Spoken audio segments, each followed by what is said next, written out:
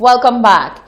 Due to the implications of COVID-19, the Department of Health and Wellness has halted data collection for the Stepwise Health Survey. However, the coordinator of the initiative, Edwin St. Catherine, says data collection efforts had successfully passed the minimum requirements stated by the Pan American Health Organization prior to the program being interrupted. St. Catherine believes that the information which will come about from this exercise will be integral in strengthening and focusing the efforts of the Ministry of Health to address the health concerns of the population.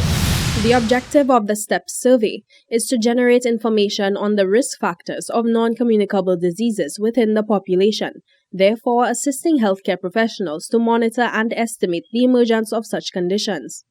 However, due to increased skepticism surrounding intimate interviews and heightened enforcement of social distancing protocols, a decision was made in March 2020 to halt all data collection for this initiative.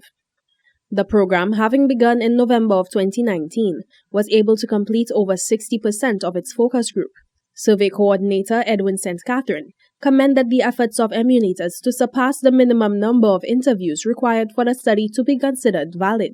He says the information currently being compiled will go a long way in strengthening the capacity of the health sector to systematically distribute resources according to the needs of the population. And especially in these times, this survey will give us a good sense of how vulnerable the population is based on the pre-existing conditions that they have. And we've put that in a database, which we are working with PAHO, WHO, through the Ministry of Health, of course, to evaluate the quality of these results and have them eventually published. St. Catherine says in the context of COVID-19, given projections for a second wave of disease by the end of 2020, the time is now to build capacity within the health sector. Definitely having the NCD survey will give us a sense of our expectation of pressure on our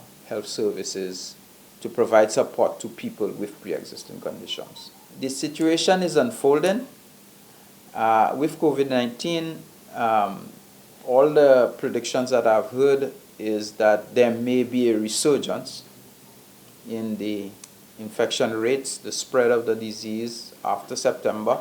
In fact, if we are not adequately prepared, this second wave can be even significantly more devastating. St. Catherine says providing that an adequate period of time is identified to recommence interviews after the first publication, his team aims to complete at least 90% of the focus group in order to provide the most accurate projections of national health.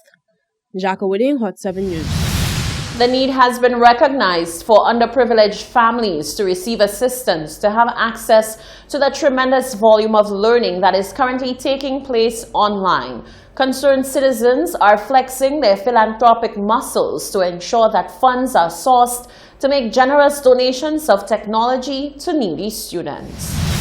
Since the advent of COVID-19, all physical educational institutions have been closed and students and educators have been remotely accessing their classes. While this move was to ensure the safety of the student body and staff, the question of how the less fortunate will access their schoolwork has been echoed on many different platforms. The government has partnered with various stakeholders, and some students have received MiFi devices. Other Good Samaritans and influential St. Lucians have come together and donated devices to students in their communities. One such notable St. Lucian who has taken up the task of raising funds to provide students across the island with electronic devices is Dr. Venus Sherry.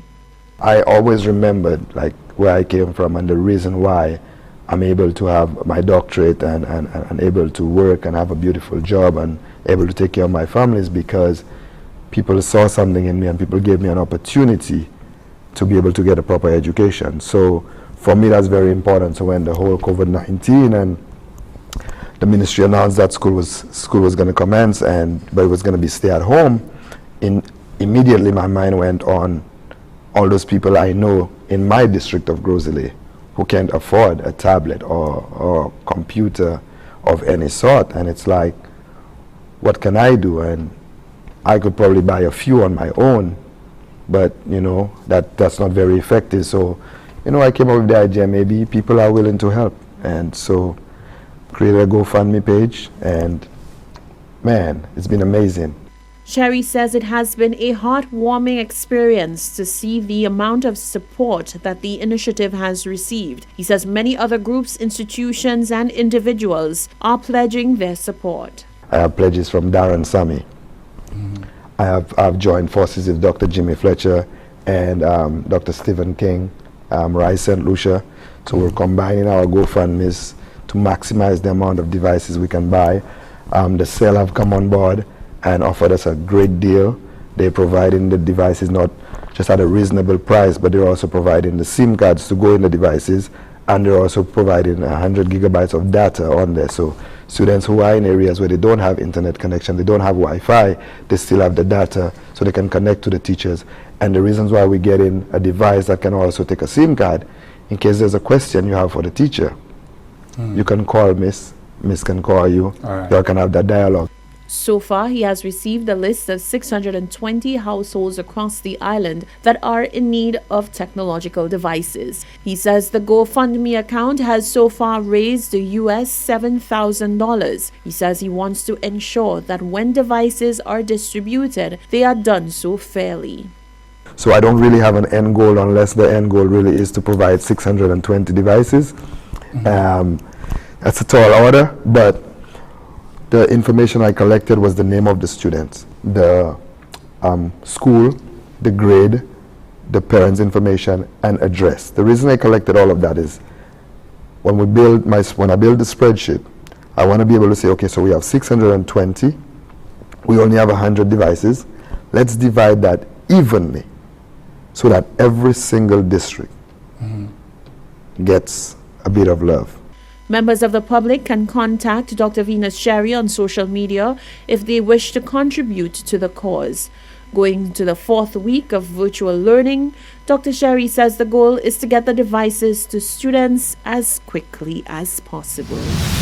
Annually, on the 5th of May, members of the Rastafarian community celebrate Liberation Day or Victory Day in commemoration of the triumph of the Ethiopian people over the Italian invasion.